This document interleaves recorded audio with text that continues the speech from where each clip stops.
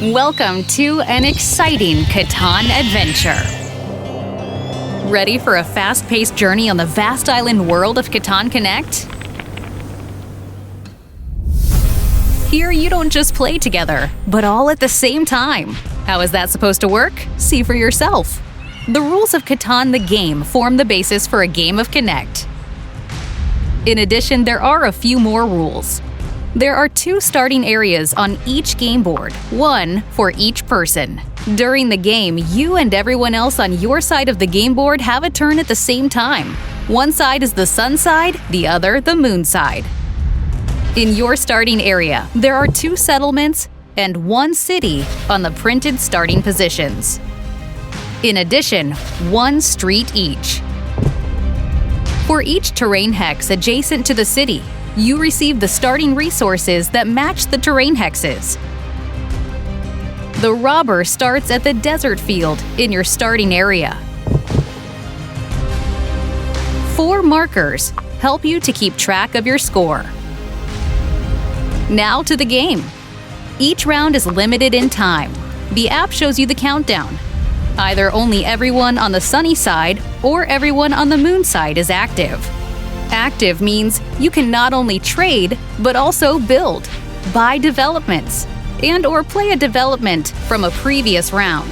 As soon as the Game Master starts the app and the timer starts, everyone plays at the same time. The app determines the dice roll. If you own a settlement or city on a terrain hex with the number rolled, you take the corresponding resources and place them face up in front of you. Now, the trading can begin. You may trade with the person opposite you and with the 4 people sitting on the boards to your left and right. You can also trade with the supply at a ratio of 4 to 1. Or use the trading stations on the game board. They work in exactly the same way as the ports in Catan the game. If you are sitting at the beginning or end of the table row, there is one exception. You may trade with the market, but only if you are active. In return, you can exchange 1 resource of your choice for 1 other resource from the market once per round.